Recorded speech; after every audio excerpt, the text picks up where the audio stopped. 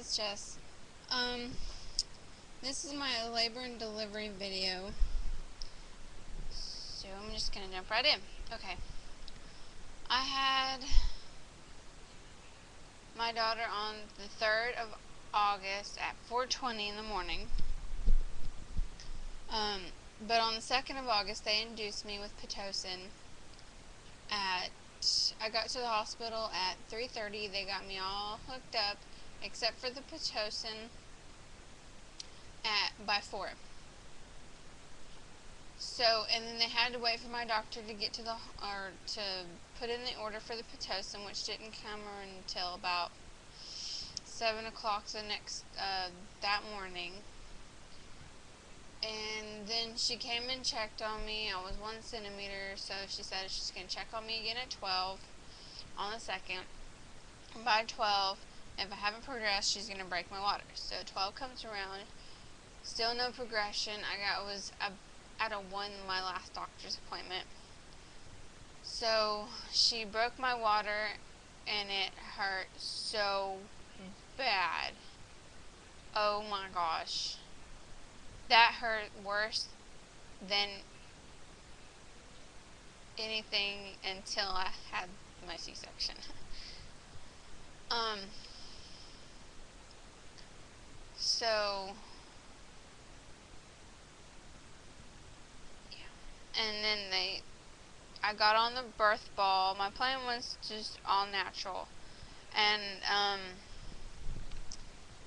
all natural, and I didn't want any intervention, no pain meds, no nothing. So Wallow and my nurse kept pushing them on me and pushing them on me, and I wasn't progressing. I didn't have any, I was at a 1 and I didn't see any reason to get pain medication or an epidural or anything because I wasn't feeling anything. I had no pain during my contractions. I know they were there. They didn't even feel like menstrual cramps. I couldn't feel them, and I had 0 pain medication. I've been told that I'm weird and lucky, but oh well. What else? I knew I was having contractions because I was watching the monitor, and they were up in the 80s and 90s, and some were even up in the hundreds. But I wasn't feeling them. And she insisted and pushed and pushed and pushed, and I hated my frickin' nurse. I mean, hate's a bad word for me to say. I mean, it's rare that you hear me say hate. I dislike this lady very much. I even talked to my doctor in front of her, and my doctor said that I could do whatever I wanted to. But this nurse kept pushing everything on me that I did not want. So finally, at like maybe 3, I was like, okay, just to shut you up, you can give me some pain medication, just to make her go away. So she came in with a syringe full of medicine. I didn't know what it was. She was gonna give it to me, and then my mother asked her what it was. Before she put it in my IV and in my bag. I did not want a whole thing. I wanted half a dose so I could still be aware. She gave me the entire shot. And then I went to sleep, and I did not wake up until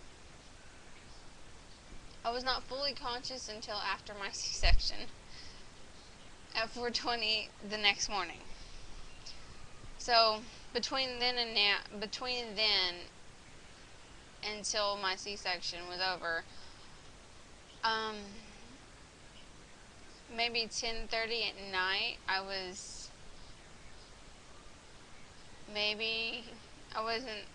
think it was at like a 2, but they talked me into giving me an epidural to see if I could get relaxed more so I could go ahead and dilate. So I talked it over with my fiance Jonathan, and he said that just to go ahead and try it because we'd be in there all freaking day with like 0 progression. And this nurse is breathing down my neck yet again. So I got the epidural. I hate needles, so I told the doctor not to tell me what he was doing except for the initial pinprick. And that's all it felt like, was getting poked by like a straight pin. That was it. And I told him not to tell me when he was going to do the other because I'm terrified of needles. I have to watch what they're doing in order to calm myself down. If I don't see the needle going in, then I freak out. And obviously he's behind me on my back with me bent over and I can't see. So, the poor nurse the nurse that was holding me down, she was so sweet. She got cried on. The whole front of her shirt was soaked. Yeah.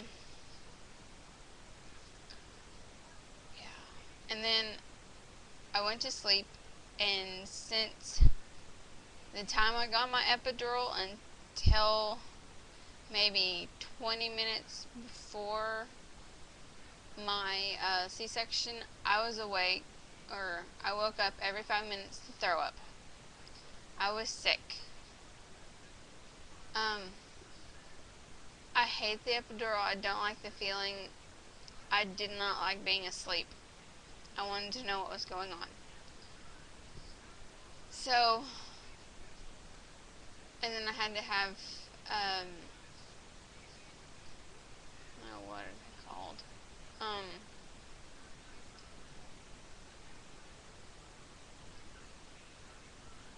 Oh well.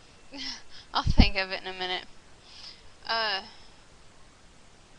The only thing I could feel below my waist was my right leg. I could move my right leg. I felt everything in my right foot.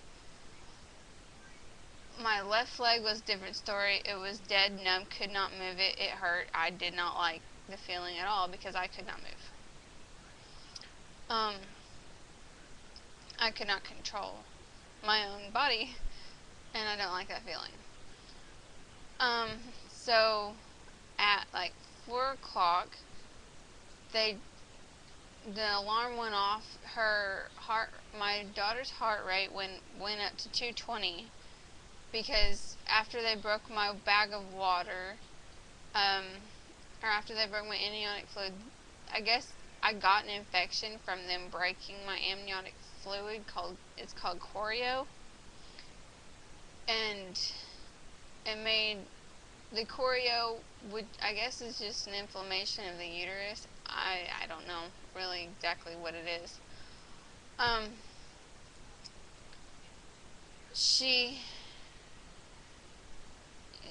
Can't remember what I was going to say. Anyway, so between the choreo and the Pitocin, she wasn't tolerating it anymore, and her heart rate shot up to 220, and that's when they decided to give me an emergency C-section. So I got ready. I was basically asleep. I remember waking up, rolling over, telling Jonathan that I was at a 4. I was dilated to 4. After that, I don't remember much. I remember bits and pieces. I remember them wheeling me down to the OR. Jonathan was right here by my head. He was talking to me the entire way down there. What else?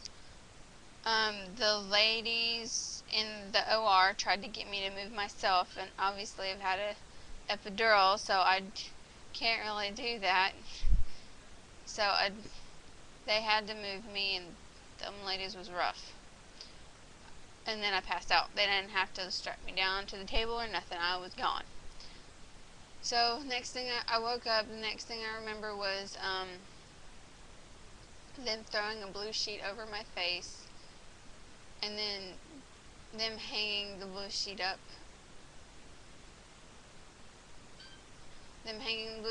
Sorry, my phone's buzzing, then I got a text. Them hanging the blue sheet up, and then I was gone again. Then the next thing I remember was somebody tapping me on the shoulder. I look up, and I don't know who it is. And then Jonathan said, "Are you okay, honey?" And then I was like, "Oh, okay, it's Jonathan." I didn't even know who he was. And then I was gone again. Then the next thing I know, he's waking me up, asking me if I can feel what they're doing. And of course I can feel what they're doing. I'm not completely numb. But, I mean, I can feel them poking and moving me, but I can't feel pain. I couldn't feel the pain. So, I just said no, and I went back to sleep. Because, I mean, I'm not going to feel it anyway. I'm passed out. Um, um, I'm one of those dead sleepers. Like, you can punch me in the face and I won't wake up. I mean, I'm that dead when I'm sleeping. Um, what else?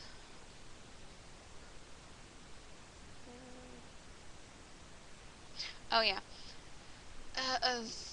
There was another time that Jonathan woke me up during the C-section. He had to tell me to breathe. Because apparently I wasn't breathing. So I started breathing again, and then I went back to sleep. The last time I woke, or the next time I woke up was when my daughter was born and I heard her cry. Jonathan woke me up and he said, "Do you hear that? She's crying. She's here. She's born." And I was like, "Oh my gosh, she sounds so beautiful." And I went back to sleep. And the next time I woke up was in recovery and my phone is buzzing again. Was in recovering. Those people are angels. I love recovery. Jonathan wasn't there. He was in the nursery with our daughter because I told her not to let him out of her eyesight. I think I said that right. Anyway. Anyway. Then they rolled me down to my suite. I had a huge room because I have a huge family. I loved my room. There was an extra bed so Jonathan could go to sleep on it. It was amazing. And then the next 4 days were hell. Absolutely freaking pure torture. Yeah. The nurse that I had for labor and delivery, I also had for post-op, or postpartum. Yeah. She decided that it would be a good idea to roll me on my side. So much pain. I started screaming and crying. It was freaking torture. I can't lay on my sides. I couldn't lay on my stomach, obviously. So the only thing I could do was lay on my back. And I could not stand up and I could not walk. It took me 4 days to be able to walk down the hall. Anyway, I got home, and that weekend Jonathan was home and he helped me out, but he works out of town, so he's not really home a lot. But yeah, we have a gorgeous daughter and we love her. She's asleep right now. Now she's 2 months old and everything's great. So I figured I'd let you guys know about my labor and delivery and all my awesome details and everything. So I'll let you guys go because that's about it. So I'll see you guys next time, okay? Bye.